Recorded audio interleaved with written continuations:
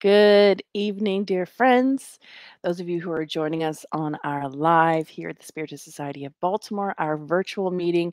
We're so happy to have you, whether you're watching the recorded version or the live version. We are happy to have you with us. So, before we begin today, before we welcome our guest, we're going to say our very special guest because she is special. As usual, we always read Happy Life and we do a prayer for an opening, which we're going to do. And then we're going to take just a few moments to welcome our speaker for this evening. So, of course, we always read a brief message from the book Happy Life just to get us attuned for this moment. And this is on page 111 of the second edition of Happy Life. Joanna says, "You need serenity at every step of the way. Serenity to discern, act, and live. Life rushes at you and changes situations by the minute, requiring constant serenity to avoid trampling on other people. Those who torment themselves by trying to keep up with the breakneck speed of the times will be crushed because they do not adjust to a situation before jumping to the next. News and events come and go, causing enormous emotional, mental, and physical fatigue. Seek shelter in serenity, preserving the equipment of your existence, equipment that is meant to be used properly and not abused." Thank you, dear Joanna, for that great reminder of serenity. So, with those thoughts from Joanna in mind, let us close our eyes. Let us commune together our thoughts, our hearts, our minds. And we lift up our vibrations and open our hearts to our divine creator, to our model and guide, Jesus, to our spirit guides and mentors.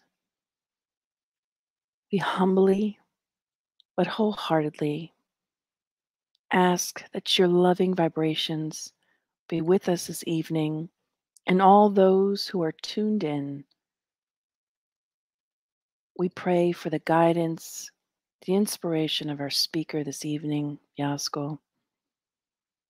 May her words,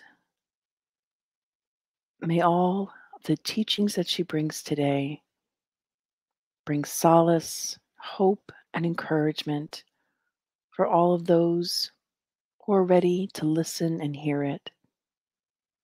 We pray, dear God, for this moment that we are synchronizing together, albeit virtually, that these energies may be used to help those who are suffering. And with Jesus in our hearts and in our minds, may we be open and ready to hear the message of this evening, and so be it. Dear friends, Hello. hello, hello. So, dear friends, before we pass the ball and go over to our speaker, Yasco Aracava, this evening, we just wanted to say, with immense gratitude in our hearts, and we have to say we're human, so some sadness. This will be Yasco's last presentation in a way with the SSB because while she's still here in the States, but Yasco's going to be traveling back to home to Brazil. But we know she's still going to be in touch with us virtually and over the phone and all that great stuff too. So, this won't be the last time we get you, No, Yasco. no, It's no, just, no.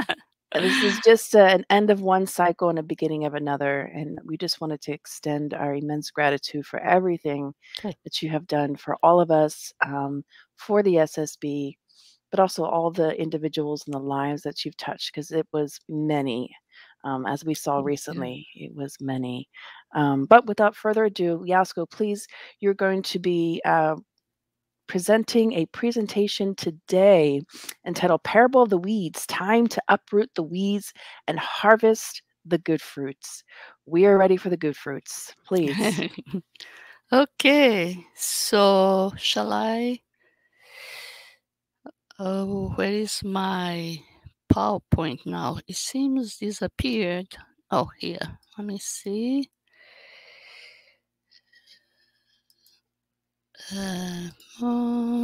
Did you see something? Yes, Kirsten? Good, you're good. Yeah, we're Yep. good, right? Okay. Good evening, dear friends. Yes, it's a bittersweet time, but I think it's with joy, when we're not leaving the friends. We just say a short transitory goodbye, but with the internet, we're all together.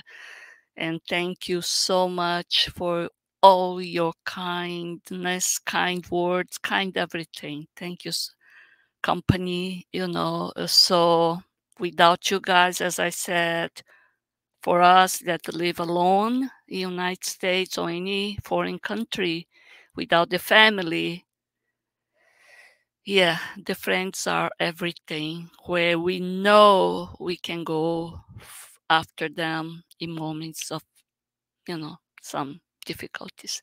So thank you so much for that. Thank you. So tonight I chose the parable of the weeds.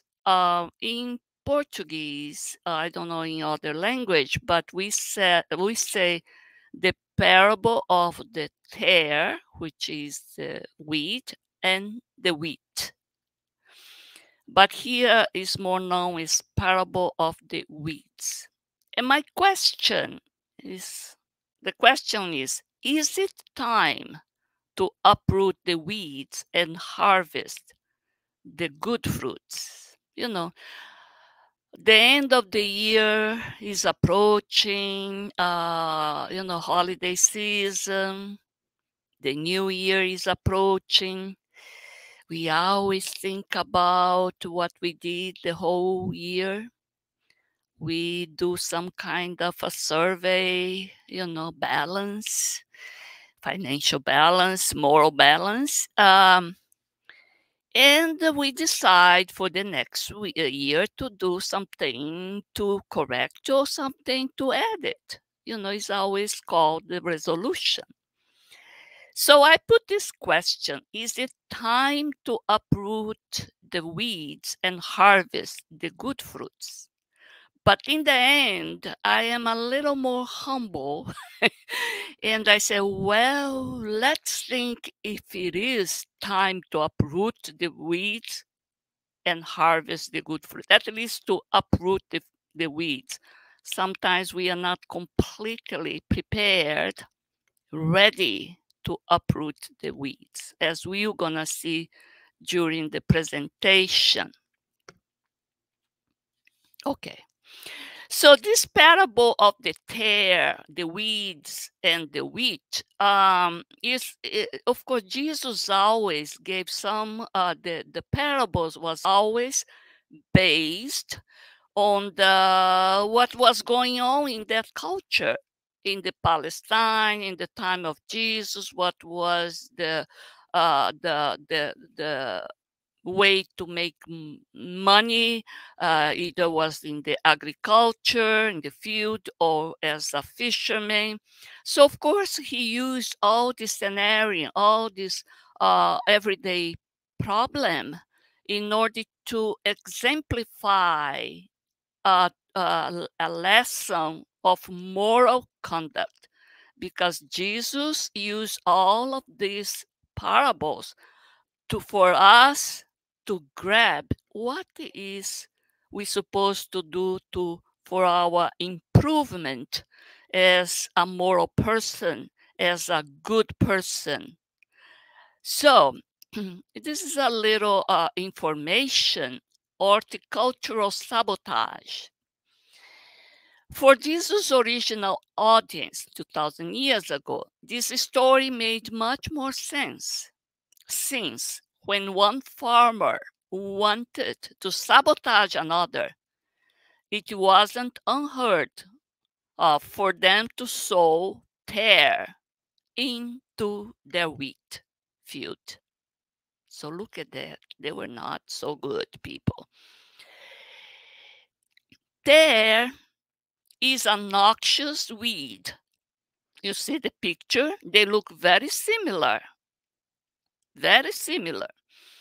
So tear is a noxious weed that mimics many of the characteristics of the wheat for a while they are growing. Before they mature, the two plants are almost identical, called in some regions as false wheat, because they don't, when they mature, they don't give the grains, they're empty. But as they grow, the difference become apparent in the fruit. As I said, the real wheat, it gives the grain. And the tear, it doesn't give the wheat. It's false. It's empty. It only gives this outside, how to say, leaves or whatever that covers that ramification. Unfortunately, tear is also poisonous in a big amount, and in a big enough dose may kill a person. So it is not something a farmer wants mixed up in their harvest. So they have, like we're gonna see in the parable, that we have in one time when they mature to get rid of the tear. So Jesus, actually, there were many 5 to 7 parables about the kingdom of the heaven, of kingdom of God. And he wanted us, the audience, although they misunderstood when he said my kingdom, that was a real kingdom like the Roman, everybody knew about kingdom, all made by buildings, temples, all this material enormity. But he wants to say that the kingdom of heaven, the kingdom of God, is within us, is inside of us. So he gave a lot of many parables to try to convey this notion. So the first parable was the parable of the sower. Then came this parable of the tare and the wheat, and then came of the parable that he says that about the pearl that is hidden in the shell in the depth of the sea, or the treasure is hidden in some part of the farm. Everything is inside, and the person has to find this treasure and get rid of the external weed. So the parable of the weed, this particular parable, Matthew was the only evangelist that recorded in his gospel. You see that many parables, many stories are written by some by the 5 evangelists, some only by 2, some by 3, etc. But this one, Matthew was the only one that recorded. In Matthew says, Jesus told them another parable. That means he had already said the first parable, which is the parable of the sower. So now he's saying another parable. The kingdom of heaven is like a man who sowed good seed in his field. Good. But while everyone was sleeping, his enemy came and sowed weeds among the wheat and went away. When the wheat sprouted and formed heads, then the weeds also became apparent, I would say, became apparent because became different from the real wheat. The owner's servant came to him and said, "Sir, Didn't you sow good seed in your field? Where then did the weeds come from? And the owner said, an enemy did this. Well, so there's some little marks that I should to tell you to pay attention. Why is written there, while everyone was sleeping? What Jesus wanted to call attention? Well, the enemy comes while everyone is sleeping. So in our days, in psychological point of view, sleeping means you're not awakened. You are in this passive mode, let it go, you don't pay attention, you don't want to improve. You are in this sleepy mode. But you need to awake our consciousness in order to improve from inside, which is our conscience. So that's what it is while everyone was sleeping. So let's be careful not to be sleeping and not seeing the enemy coming. And we're going to say later, what is the enemy? His enemy sowed the weeds. We have to ask, who are our enemy today? Is from outside or from inside? And then he says, enemy went away. So sometimes the enemy is sneaky. It puts there the little bad seed and goes away. It can be some of our old habits. We think we distracted. We think, well, I mastered this vice. Oh no, but there are moments that you're sleeping and now you derail suddenly in certain circumstances. So, because the enemy is not apparent, our moral problem, our moral habit is not always apparent to us, so that's what he's calling attention.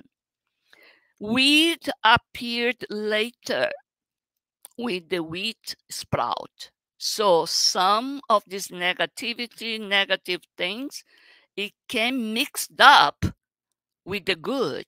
And sometimes they say, well, when the person is really bad, is clearly doing bad things, it's easy for us to defend ourselves. But the problem is when that one says half truth, half lie. So who is listening get kind of distracted. Well, pay attention that he's doing something good, but in the middle has something bad, and you didn't pay attention because we are sleeping. Okay. Owner sowed good seeds. So honor here may be representing God. So God put inside of us good seed, the seed of goodness, love, all the good virtues, the divine virtues that make us a divinity. That one day, once we get rid of the negativities, the negative vices, all these habits, our destiny is to be a pure spirit with all goodness inside of us. We don't need even to pay attention anymore because we are all awakened. We are fully conscious. And this consciousness is automatic. I don't need, oh my God, I have to see, I have to be careful. No, it's automatic. It's part of us to be good. So then how the weeds came in. So is the enemy, the owner said. So is the enemy. So my question is now, who are our enemies? Who or what are they? Old vices, negative habits, false prophets, false ideology? We want to, we know the thing that the person is saying. It doesn't make total sense, but I want the external force, the cure, the healing, whatever, the consolation come from outside. I want the physician to give a miracle procedure, and I can go to life as I was always, So that is the false prophets and the good fruit, bad fruits. It's so important that Allan Kardec in Gospel According to Spiritism, chapter 21, dedicated the whole chapter with this title, There Will Be False Christs and False Prophets. And in the item called A Tree is Known by Its Fruits, I got a little sentence from there, says, a good man brings forth good things from the good treasure of his heart, whereas the evil man takes evil things from the evil treasure of his heart. For the mouth speaks from what fills the heart. So, if the fruit, if the words, if the actions are good, I am a good person. If some of my actions is not that good, is deceiving something, my heart is not that good. Has a mix of evil and good. So that is the tricky part in our stage of life today in this planet of trial and expiation. That means we are not even 50% good considering the whole time. Consider our action, considering our thoughts, etc. Barely 50% in average. Okay, so the problem is that it's mixed. Sometimes we are good in some moments, in some circumstance. In the next minute, we do something evil. So we say, oh, I did again. So that is the tricky part for us in this moment of evolution, is to be aware and not be so relaxed. Oh, I'm a good person. I'm doing this, I'm doing that, I'm helping this, I didn't. Oh, be careful, because the tests come exactly with some tricky circumstance where your guard is down and your old millennial or more habits, instinct appears as the weed that appears later in some circumstance when matures. So, and also we're not always evil. So let's be very, humble and be, not be so judgmental to ourselves, because we do bad things. Wow, but we can do good things too, And the one act was of goodness, like Peter said, it can erase a multitude of evil actions. So let's count on that once we see, we awake, we can repair, repent and repair, repent and repair many times as needed. So this is good. So that was Luke. Now Matthew says again, also by the fruits we shall know them. We shall know the tree, we shall know the person, we shall know the prophet by the fruit, what they are delivering, they are giving away. So Matthew says, and beware of false prophets. who come to you in sheep's clothing, but inwardly they are ravenous wolves. Wow. You will know them by their fruits, by their words. So don't, if some instincts say, be aware, be careful, look, my gut say this, oh, be careful. Pay attention. Probably you want some miracle, but the miracle doesn't exist like this. So it's too good, too easy, can be false, can be fake. Every tree that does not bear good fruits is cut down and thrown into fire. Therefore, by their fruits you will know them. So, um, this seems so tough. Oh, we're going to be cut down from the planet Earth, going to hell and put down in the fire. No, it's not that. It's that. But we, as a spirit, we have the potential, because the seed was put inside of us, to bear good fruit. In the beginning, one for 100, the other one 10 for 100, the other one 50 for 100, 100.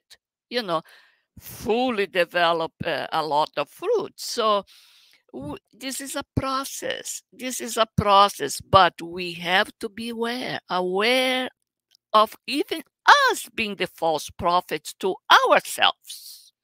We are trying to say things to convince ourselves of things that doesn't make totally sense. We are deceiving ourselves, being a false prophet of ourselves.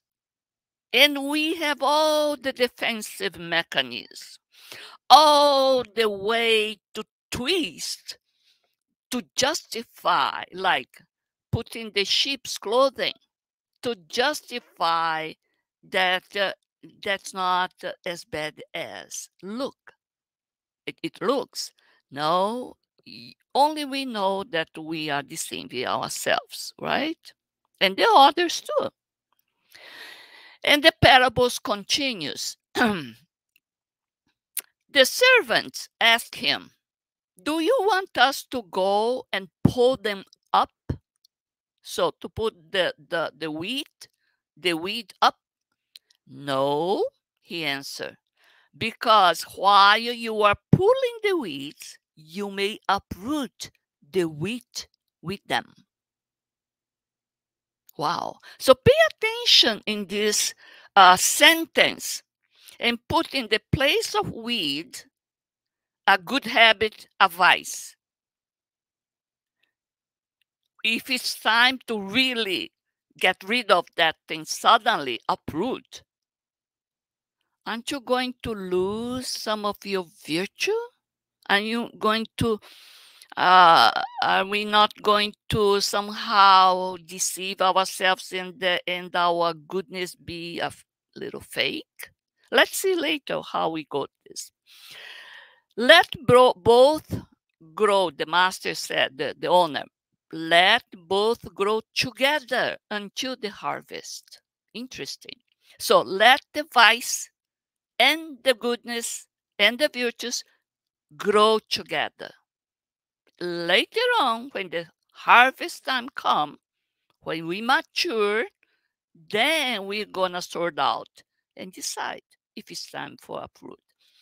At that time, I will tell you, the harvesters, first collect the weeds and tie them in bundles to be burned. Then gather the wheat and bring it into my barn, God's barn, which is inside of us. The kingdom of God is inside of us.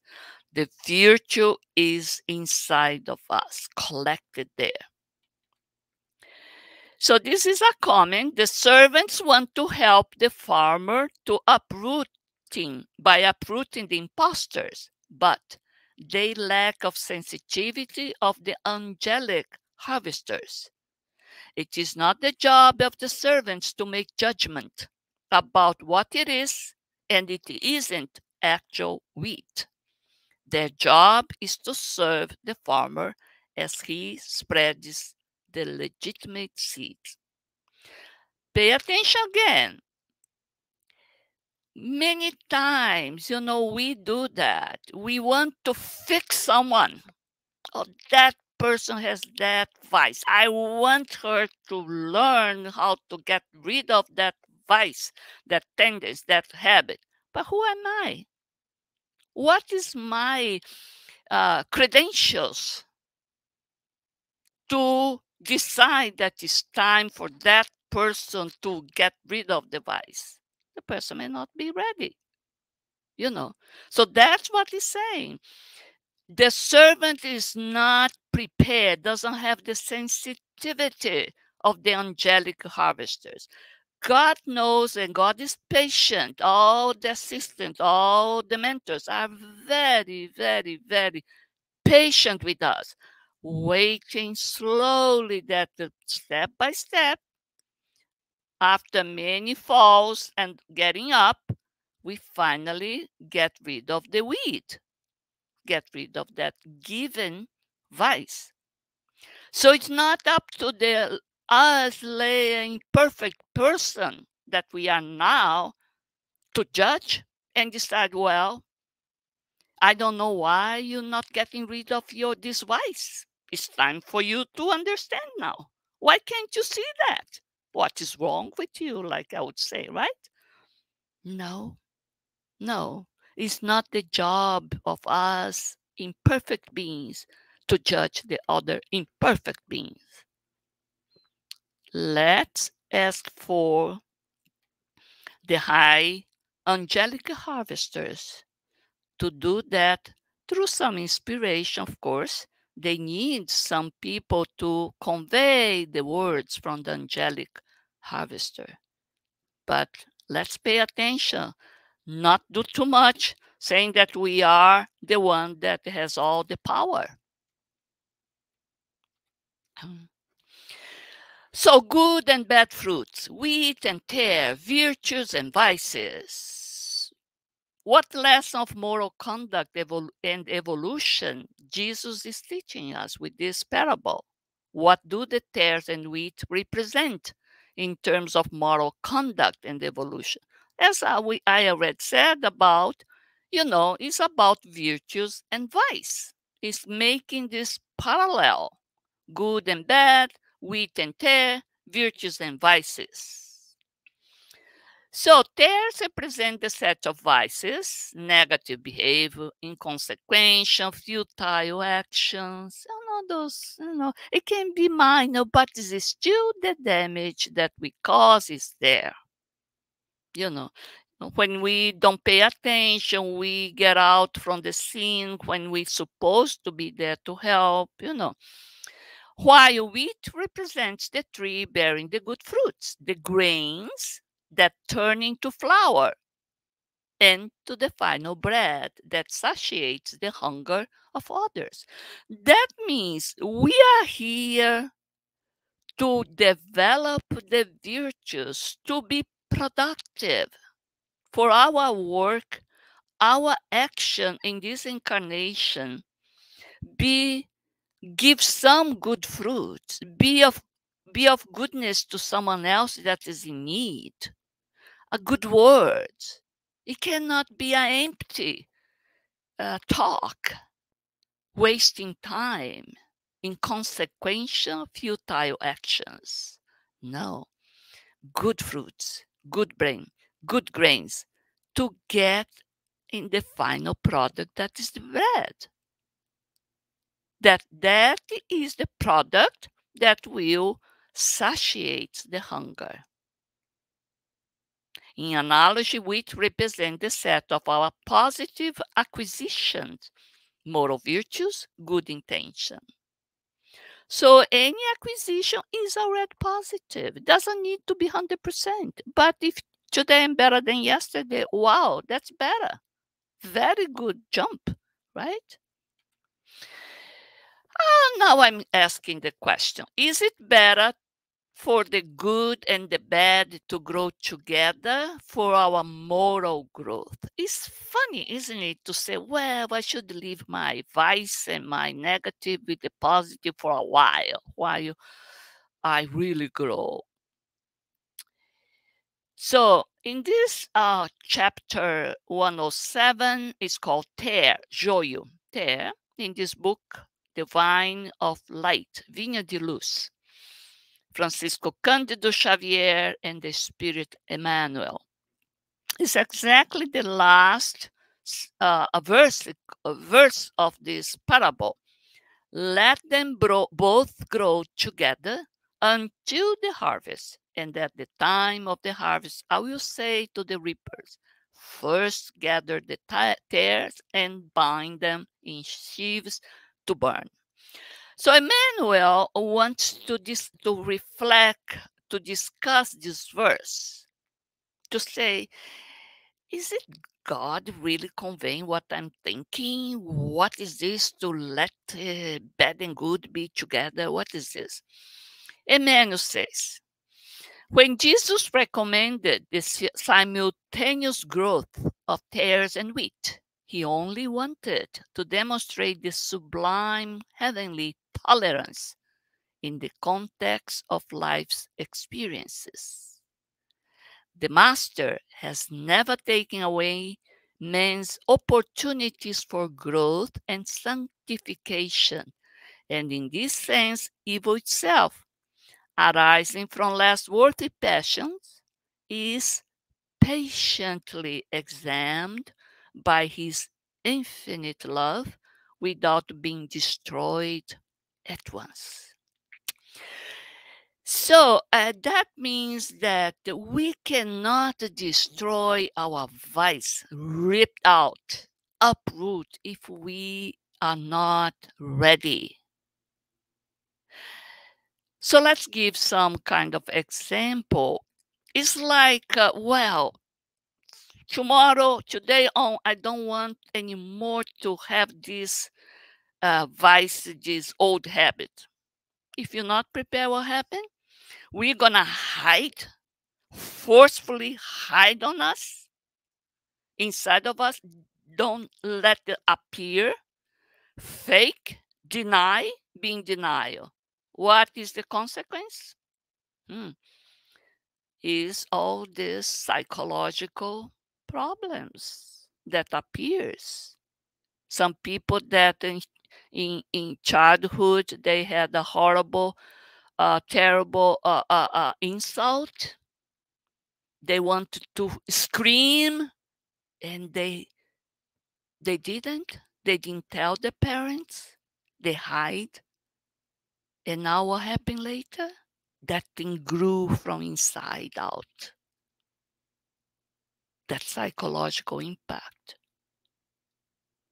So we have to deal face to face, not uproot and destroy when we're not prepared to. That's what he's saying. And God, and Jesus says the Father, and he is bringing the words of Father, they have such a tolerance, sublime heavenly tolerance, that look, if we get rid of our vice very slowly through many incarnations, it's okay. It's okay. Don't rip and make a wound there that will never heal. Never heal. It gets worse. It can be infected. That's what it's saying. So the Master has never taken away man's opportunity to grow. We ourselves have to decide and to say we don't need to say to anyone, to ourselves, that we are making an effort to get rid of a certain habits. Not because someone is forcing, because they don't know our reasons. They don't know our past. They don't know the causes. It's easy to say to the others, but if you don't know the history of that person, how can you judge that given negative behavior, psychological behavior. Emmanuel continues, it is important to consider, therefore, that the tares do not grow because of the divine farmer's lack of attention. It's not because God is, let this child of mine go the way it wants. No, no, it's not a lack of attention, but because the celestial sower's optimist, he is so optimistic, he will never lose his hope on us that in there is a final victory of good, because he's determined that we will be, our destiny is to be good, is to be a pure spirit. God has no doubt about this. It's so Christ, because he's bringing his word. The field of Christ is a region of incessant and intense activity. I thought this was so consoling. We think we are abandoned here. No, they are there, all the mentors, all the garden. They are there in this incessant, intensive activity, trying to protect, put away some kind of protection, some kind of signal for us to pay attention in a very mild, pacific way. No, nothing uprooting, nothing drastic. Astonishing tests mobilize heroic phalanxes. So there is a group of people, of guardian angels there. Imagine paying attention to me in every step that I'm taking. Isn't this fantastic? However, Emmanuel says, if the harvest season arrives after the period of expectation and observation, it is then necessary to eliminate the tares in bunches. The harvest is not the same for all seeds on earth. Each species has its day, its season. This is why, with the arrival of the right time, each man and each collectivity demand the extinction of the tares, when the transforming processes of Jesus were received in vain. So if we didn't pay attention, but there will be a time, like we are now going through a transition and in going to the regeneration, and those that are completely resistant, they cannot, no sensitivity to the bad that are doing, to the harm that are doing. They have actually joy in doing the harm.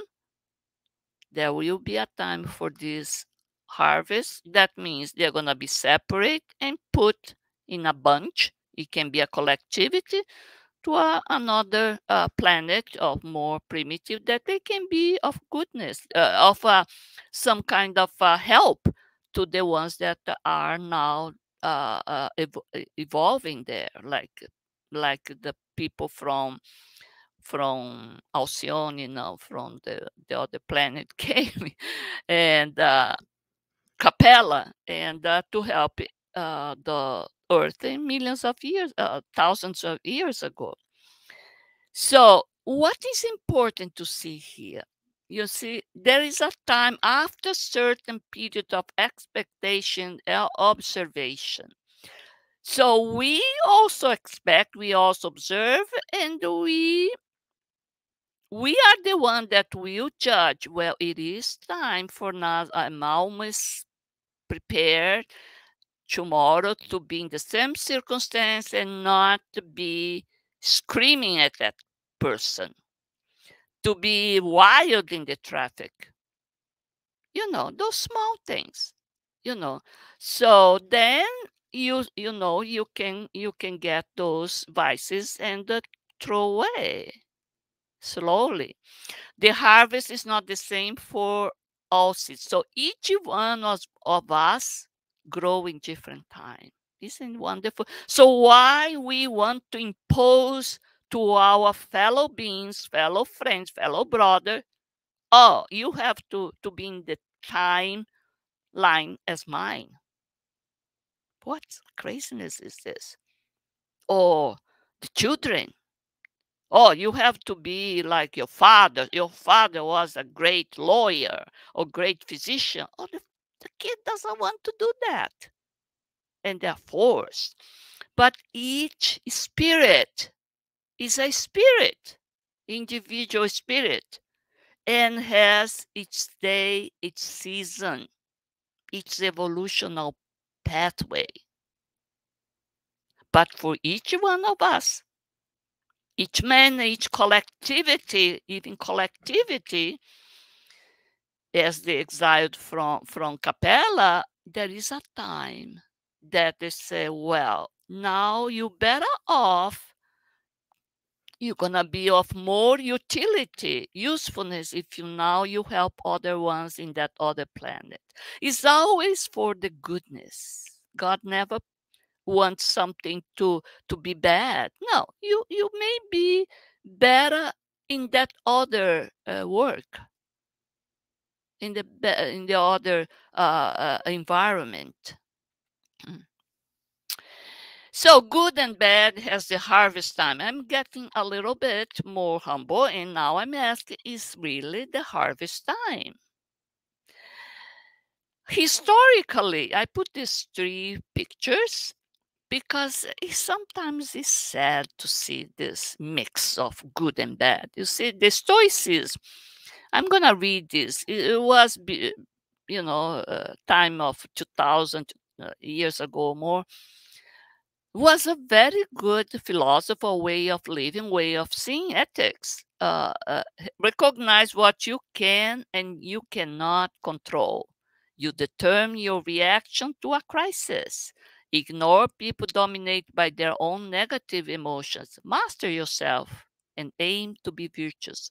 Learn to move on. So it seems a beautiful philosophy, way of life. But you see here, they say the first century had Stoicism and Christianity. Imagine Christianity brought, if Stoicism brought some ethics, the way to live ethically, Christianity came with Jesus to live with love to ourselves, to each other. But it also had mad emperors and slavery, and not only the Romans, later, those French emperors, and up to today, we have some emperors there, and slavery. It didn't finish there. The 16th century had exploration, cultural renaissance. Renaissance, beautiful, art, beauty. But it also had religious warfare and barbaric tortures. How could these things be mixed up? The 19th century had abolitionism and industrialism, but it also had colonialism in opposition with abolitionism. Look at that, colonialism. And even the mid of 20th century, we had all the African countries under the colonialism, French, um, British, even India up to Second World War was still under British colonization, imperialism. So you have this movement together with the opposite actions, as a society. Abolitionist, colonialist, industrialist, imperialist. Imperialism now, is a financial imperialism. And what a dirty war that goes through, between the forces of this market, to gain the market. But still now the good and bad live together inside our family, workplace, institutions, congregations of all sorts. Don't you see the bad and good? Yes, of course we see the good and bad.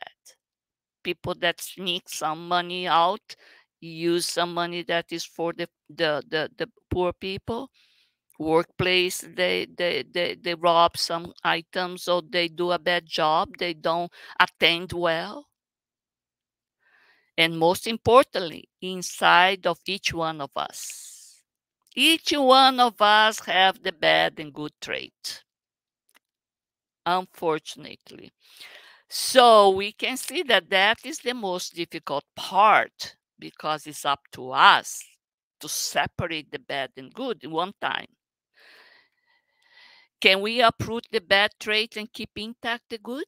Or it is a process that demands time and maturity. So as I said, if you uproot before the time your bad tendency or vice, you may have a psychological problem of being intoxicated by your own vice, by your own negativity.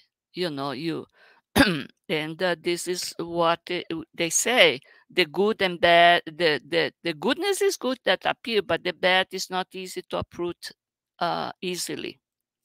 And the examples, if you want to say later, each one of you, yes, can give an example.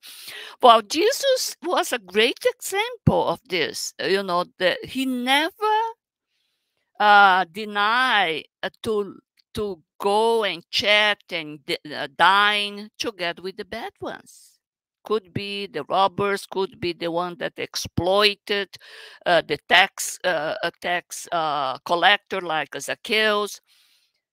Zacchaeus almost fell from the tree when Jesus said, "Well, come down, because tonight I need your shelter. I have to shelter inside your house." Wow, was a transformation from Zacchaeus, because he said, "Master, I know I've been robbing something, but I'll give 4 times back to those that I kind of make mistakes, and I am sharing my property, the goodness, the fruits, etc., etc." So there was a salvation, Jesus said. So the goodness impacted the bad ones. Zacchaeus could have died doing these bad things with the tax, collecting the taxes, but here comes one person, one instance, and he changed. And I think he was the one, the substitute, some people say, Judas, to complete the 12 disciples. And Mary, that of Bethany, that washed his feet against all the bad eyes from the people that were the Pharisees that were hosting Jesus. Jesus let her go there, cry over his feet, clean his feet, and justify to the Pharisees how good this woman was, how how well she hosted him, while they, the Pharisees, did not even give a water to clean his hand, etc., which that time was usual. It's not to give hands and say, "Hi, how are you?" Tap the shoulder. No, it's to give water to wash and to clean their feet, because they come walking long distance in that desert. So that is how you welcome inside your home. So Jesus was a good example. So we should also do the same, right? So the good, or the one that is carrying the good, can gain with the bad. How? So by not Jesus, because Jesus doesn't need to acquire any virtues. But look at this. If I have a difficult person nearby me, look how many virtues I can strengthen: tolerance, patience, acceptance, you know, of those that are still lagging behind in virtues. So I can learn from them. And who carries the evil can also absorb, like they did, Zacchaeus did, the virtues, and reduce the evil acts by observing acts of action, acts of kindness, acts of compassion, generosity, to himself or to their loved ones. So that's how they say that some jailed men who it changed completely when they see someone doing good to their family while he is jailed. And that may change his perspective and, and shift his way of conducting once he get out from the jail, and so many situations we see that the act of kindness changing completely the path of that given person that was in criminality. They are there because who knows the story of this person, as a kid, as a child, abuse, and all those things. So I probably would fall in the same hole if I had that kind of treatment. Okay, so it's Thanksgiving, New Year's arrival, and I ask, is it a good time to start uprooting the weeds and harvest the good fruits? So I changed it. Before I said, isn't time? Like we always say, it's time for you. No, I'm asked, is it really a good time? Let's make a survey, our inner survey, and see what we can do. Not ask too much, not demand too much. I put some kind of example of tear and wheat.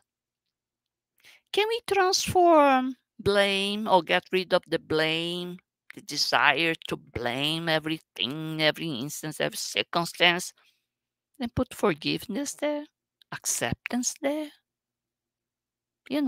Every time it happened, well, no, I probably had a reason for that.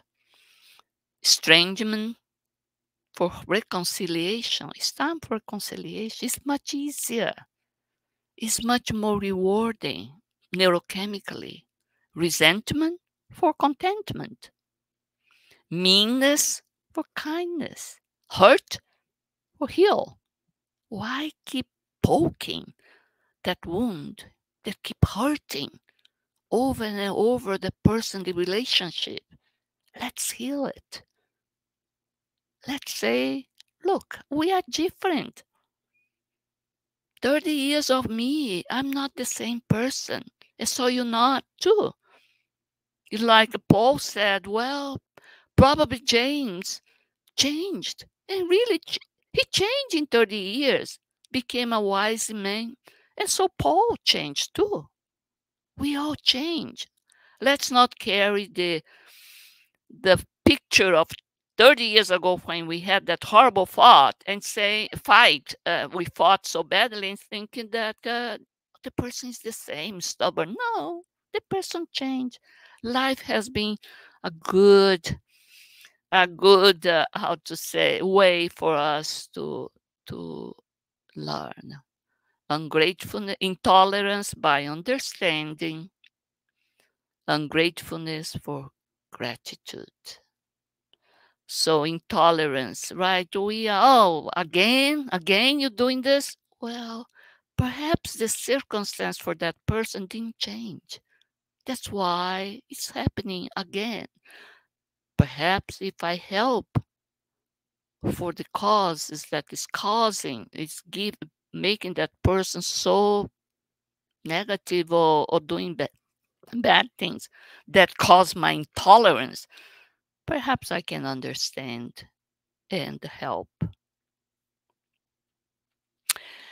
So, the parable of the weeds, is it time to uproot the weeds and harvest the good fruit? Let's think about carefully, kindly. So thank you. Wishing you a happy Thanksgiving, good holidays, and good New Year's. Thank you. Let's see. I should what? You can thank you, Yasco. Yep. Shall Yep. I You're good. You're good when you No, yeah, I shoot something. What is can that? Oh, exit. stop screen. Yeah. Stop Okay. screen. Yep. Perfect. That was wonderful, Yasco. And before I move over to the comments and questions, I was just commenting here and thinking about how perfect this talk was in terms of, the timing of and the topic of this talk with you transitioning, and this talk being about, sowing and harvesting. I mean, maybe for you, it's just another, uplifting, inspiring talk. But I was thinking how poignant it is, for this being your transition period of all that No, you've, it's total. Yeah. of all Yeah. the sowing you've done and the harvesting perhaps now, but also still going, you know, transitioning back to another place where you're still going to be sowing a lot, Oh it's yeah. Oh you're yeah. still going to be a farmer, We are growing together. We're still Yes. growing together. SSB family. So true. So just some quick hellos everyone was saying, um and Chris was sharing also, going to miss you. This is, and just wanted to share everyone's thoughts. Ida Sam also said we were going to miss you here a lot in the U.S. We have a friend Lynn in Brazil joining us as well, and Abby also sharing that she shares Chris's sentiments and everyone else's really. Um, Thank you. Before I jump to the questions, I just want to share another big message Chris left. So thank you for a wonderful talk, Yasko. I agree. We cannot change others. Over the last 5 years, I've seen friends, colleagues, and even family following false prophets, let's call it. And I've been very frustrated with this. Thank you for the reminder that I can't argue with them no matter how much I wish they see things as they really are. We must do our best to be kind in responding to ignorant people. Yes, for sure, Chris. Yasco, happy harvesting in Brazil. We will miss you and your teaching expertise until you're back as a guest speaker. Absolutely. Again, I just wanted to share some of these highlights for you, Yasco. Oh, thank you. Ada Sema again, happy Thanksgiving. Okay, let's jump over to some questions. Let's see here. Let's start with Albaz. She says, thank you, Yasko. What a wonderful presentation. It called my attention that the tear was tied in bundles and thrown to the fire. Can we transform vices in groups as opposite as one vice at a time? Yeah, that's a good question that I asked myself. And of course, I read some places that psychologically, one vice, one bad habit doesn't come alone. You have a group of things either parallel, because, they, they go together, or in series, one causes the other to at least to be apparent. So when you get rid of would say the most primary vice, which we always say is the pride and selfishness. But together, because I'm pride, because I'm selfish, I'm intolerant, I am judgmental, I don't pay attention, I'm not generous, I am not I'm not with solidarity. All these other secondary, tertiary, what we call sisters, grand sisters, and child of the first two primary vice, it appears because they're all in bundle. So once you get rid of the primary ones, the rest comes. You can put away. Once I manage, I master to get rid of my pride, and I'm very comfortable without my pride and be and not be selfish, be very generous. Well, the rest, I become tolerant. I become, more welcoming. I become more accepting. So all this secondary bad thing goes in a bunch. So you can get rid of this in a bundles. That's how I understood, because nothing comes by itself. Is in a bundle. And hopefully the good things too, you know. But the bad has those primary two bad vices, uh, which is the pride and selfishness. Yes. That's perfect. Hmm. I'm going to share a comment/question from Lynn Bygrave. She says, "Is this not the whole point of us being here? We live in a world of opposites. There can be no good without bad, light without dark. Our seeds contain only good, but if we do not nurture it, it will not grow." Perfect, perfect, perfect. It is really the core of this parable, because we learn from the opposite, even from the opposition side of us, because we have to have almost a mirror, a perspective, a reference.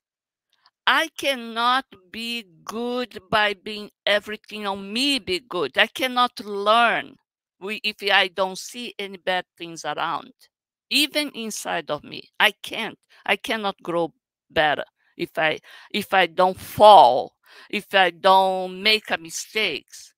By making a mistake, I honestly say, wow, I made a mistake again.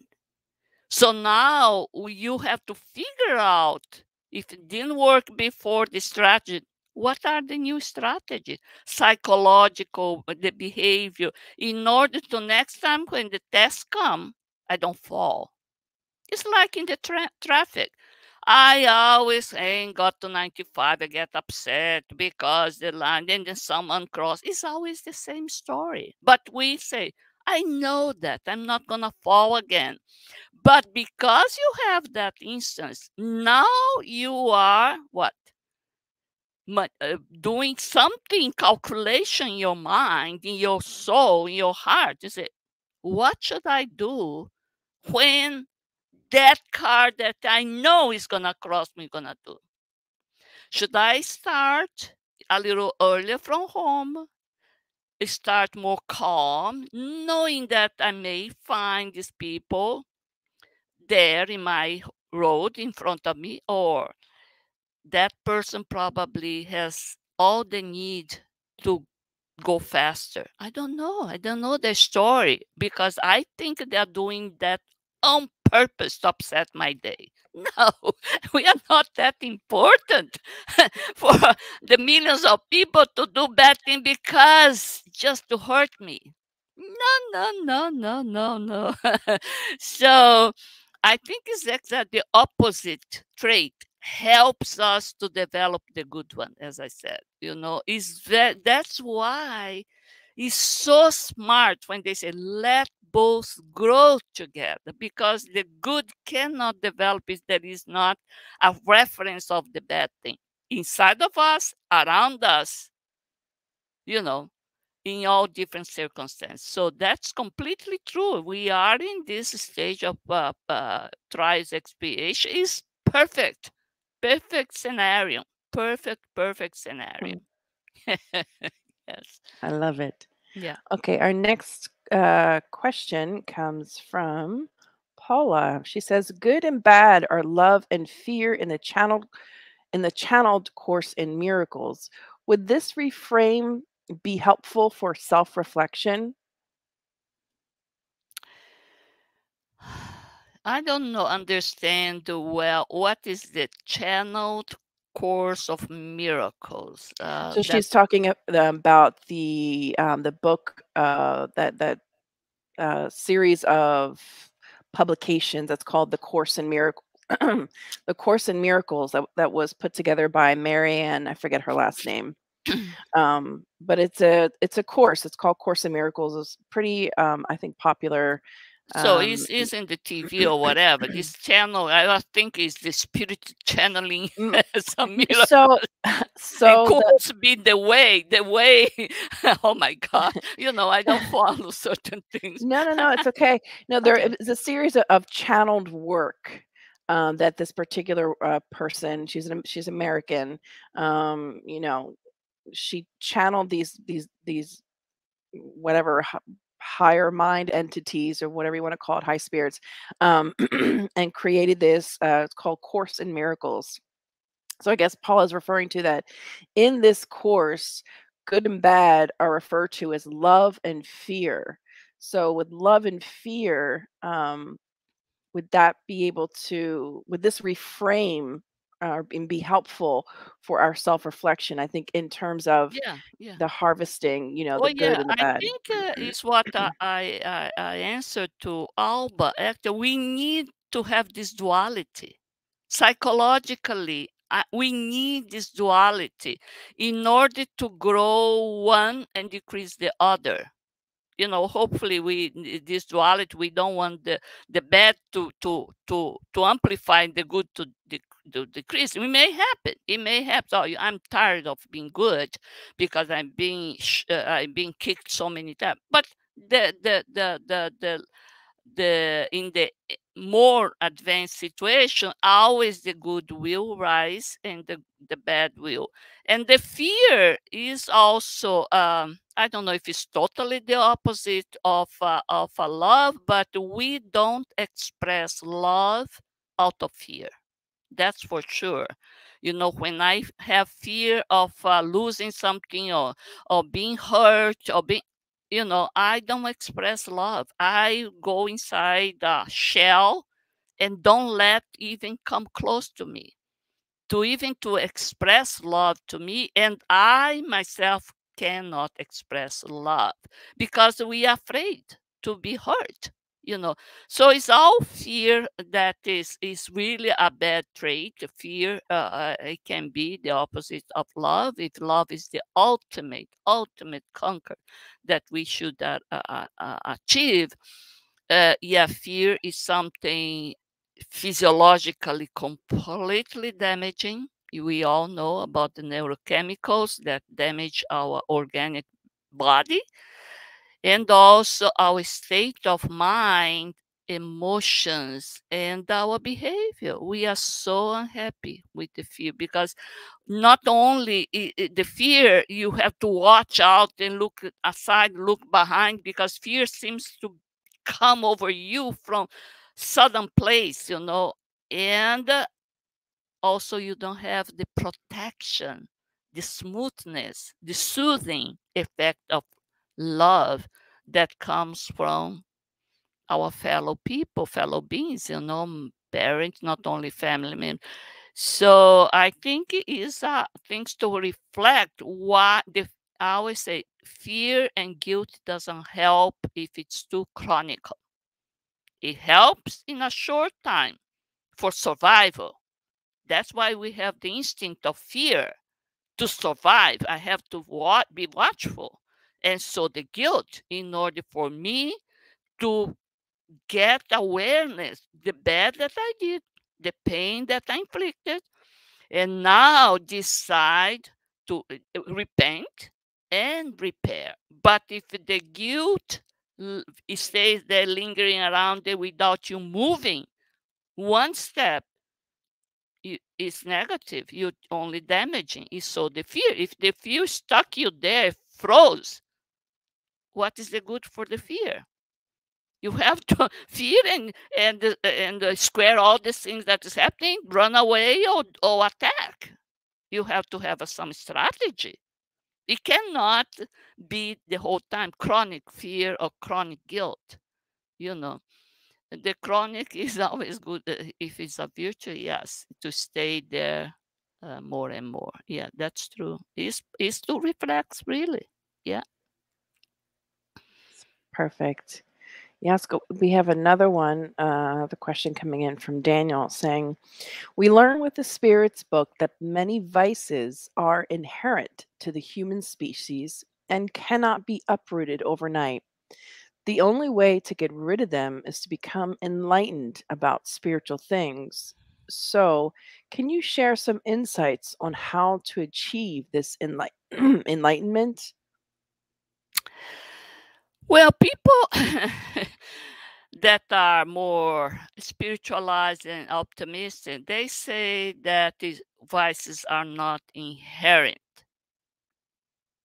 You know, we devices are a way of first is our ignorance. Out of ignorance, there's some factors for our vices to come out. Survival mode that we misread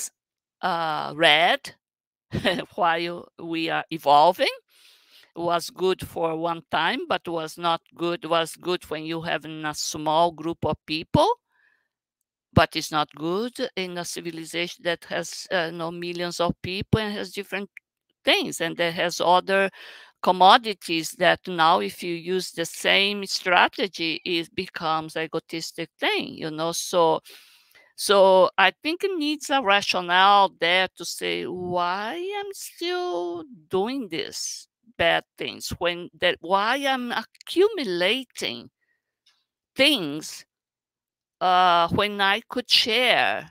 If the availability of this grain now is not that long time where you didn't have a way to store, the grains. So even that, Jesus gave an example. Look, the guy said, "Oh no, I'm gonna make a new barn in order to collect my extra grains." Well, but then he died before he used. So it's something that I think is because we did not change the basic vice, whatever thing is, which is the pride and selfishness. Because if we rationally think about why I am need to collect, to construct a new barn, a new storage room to keep that, why I have to buy in big bunch, say in this Costco or whatever, if I can just use little things for a while and then it's gonna expire it.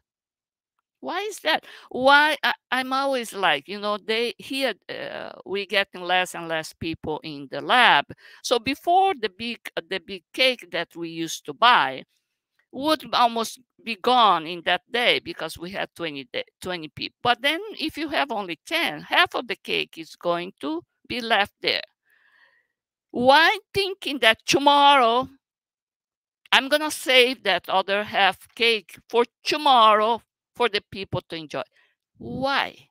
Why you have to eat twice that sweet things and not share that this half of the cake with so many people that comes in the evening, especially the cleaning uh, group crew, they come. Why you have to eat the second time, the third time, and then if it's there, you consider giving, but then it's not the same. Why not give before you cut the cake, when the cake is still fresh? Separate that half and not being a leftover, give to someone as a leftover. So why give only clothes that you already use and you don't want? Why can't you give away when this is still in a good shape? It's some little things. So I think it's not inherent. So Daniel's right that is there. If you put back the affirmation there, yes, I think is not inherited in a way that is printed there. No, we didn't make any analysis to say now that we are more rational, we don't need to we are not like abandoning the big field, to see if we still need that salvation mode, and becomes vice. and cannot, for sure, cannot be uprooted overnight. But it's not even over now. We've been doing this for incarnations and incarnations. For centuries, we are in the same mode. Once, sometimes we change the position. One time is the king, the queen, then the servant. But of course, it's still the thing, the bad thing trait is there. So the only way is enlightenment. Of course, if the spirit is good, because as we learn, we are one spirit in different, how to say, persona. We're gonna be more humble. More humble. Well, I may have next incarnation to see how it is to have little resources, being born in Africa, and the bee today is still use the incarnation, this present incarnation, to to change a little bit, because then we gain. We are already prepared for the next incarnation, and perhaps we don't need to come in such a horrible, deprived situation. I'm a little bit happy because now I understand already. So we can do. I was even thinking, suddenly you lose your asset, you lose your good way of living because you had a good job. Many lost jobs. They have to humbly go down to live in with a small amount of money, like in Brazil, salário mínimo, that we say, the minimum wage. But then I start, look, it happens to me, probably I won't say so clearly, but why wait for the next incarnation to be born poor, living the minimum wage? Why not learn this incarnation? Now you're speeding up. You're speeding up your evolution. You don't need to wait to incarnate again to be now poor. No, you lost the job. Well, let's see what can I do and get the good of that from the, isn't it interesting? It I is. don't know I if love. God, oh my God, if he's thinking like this, is going to be laughing at us. Oh, poor child. Oh. No, I think that that is a beautiful way to reframe the challenges that we face in life. And instead of saying like, "Oh gosh, what a horrible experience I'm having. I lost my job at this, at that."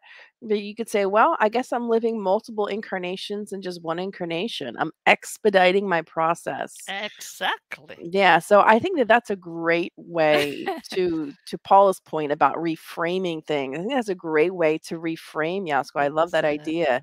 Exactly. I mean, Exactly. that's the idea, right? For us to be able to look at things from a different perspective. Well, Kirsten, I heard this way ago when the families start from the divorce, it start to be more common, multiple family, putting together kids from 2 or 3 marriages from the other, and you become a big family. They say is expediting the incarnation, instead, because before was one family at a time, because the marriage would step to the end.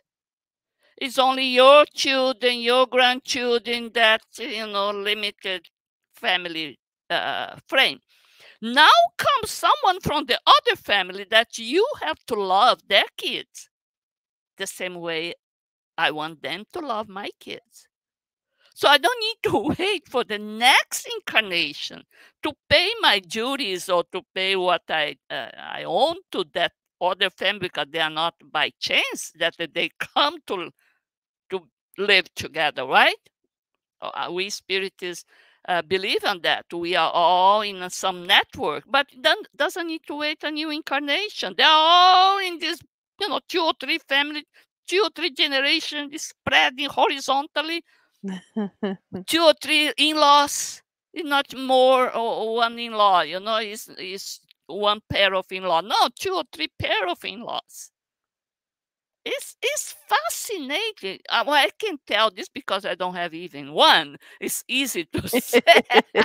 It's easy to say, but I feel, oh wow, this is amazing. A scenario, the stage is there, beautiful for someone that is seen from above the arena. We all moving around, I feel this is fantastic. It is, Yeah. it is. It's the Brady Bunch, right? It's the mixture of different, uh, of family, and it's the changing ideas of what is the nuclear family, right? It's again, Exactly. it's another reframing of what we consider. Family constellation. Look Mhm. at that. Yeah, Yeah. no, that's perfect. Yeah. Yeah. We have one last question, and I think you kind of answered it already from this person. I don't know who she is. Um, what can we do to make our quote bad parts speak less and make our quote good parts be stronger within us? Is to understand ourselves. We have to know ourselves because only we can judge ourselves. Even that, go slowly, smoothly. Don't be so harsh on ourselves. But bad things, we have, if we understand why we're doing that, what is triggering, we have to learn what triggers our bad habit. And if you go to the cause slowly, one day you cannot apply and get rid of the cause 100%, but you can get rid of 20% or 5% each time. It becomes easier and easier. But we have to be honest and understand why we're doing that. Why we falling always in the same hole. Why we are not more creative. No. So yes, I think we have to know ourselves in order to effectively get rid of, not put any how to say, a band-aid or something to cover up. It's like they say, if you don't treat the wound from the death of not cleaning the tissue, you as a nurse will know. Well, it doesn't need just to cover with some bandage or something. It will get worse. The fly will come. Hmm. No, so I think it's honest. Yeah, I think it's honest and is the power of will, the willpower. Say, look, I understand, and I can. So, but only we can answer this. Am I able really? Or it's too early to uproot. So this uproot is so faking, so in denial that they will even do bad to my good part psychologically. Yeah, create more mental imbalance, emotional imbalance. It causes really. Yeah, Yeah. Hmm. that's perfectly said, Yasko. Wow. I mean, what a great talk this evening for all of us to reflect. I mean, not just because it's Thanksgiving, but every day is a blessing. Every day of life that we have is a blessing, and it should be used as an opportunity, for these types of reflections. It's really important for True. us. True. Very Um, true. so we are coming to an end here. Um, of the presentation, or of just our evening this evening, of all our comments and the questions. Thank you everyone for participating, and thank you, Yasko, so Hmm. much. Would you like to do the final prayer for Yeah, sure. us? Hmm. Yeah. And then we will say our good night. Okay. So let's raise the best of our thoughts, our emotions to the Almighty, to our dear Master Jesus, Mary, the Mother, and all the mentors that have been with us for so long. Raise our thought to be really, really grateful for the opportunity of many incarnations given to us and especially this one. This one that we came more prepared to absorb the real teachings of Jesus, the knowledge that we have a Father, our Father that is always there, never want us to be in a bad situation, no, always patiently waiting for us to slowly awake and raise our awareness for the goodness. So for that, we are so thankful. So thankful to be among friends, studying the Spiritism, the primitive, the initial teachings of God, of Jesus, about love, about compassion, about tolerance, to be pure in our sentiments. Also, let's raise our prayers in these moments that Thanksgiving is approaching. Let's think about all the families in this planet. Some, many of them, in such a suffering because of lack of very basic items, basic resource to survive, clean water, basic food, sanitary system, and of course, for that, they become very vulnerable to the infection, diseases, pandemia. Let's raise our thought for us, as each one of us, to be aware of these poor brothers and sisters, and also for us to work with the government, with the non-profit organizations, to raise not only awareness, but the real resource to diminish, to reduce their suffering.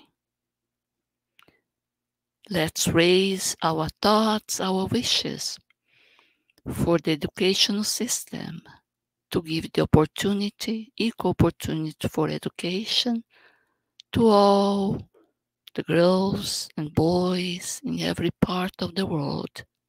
So from that, they will be able to not only to defend themselves, but also to work in a more humane situation and condition.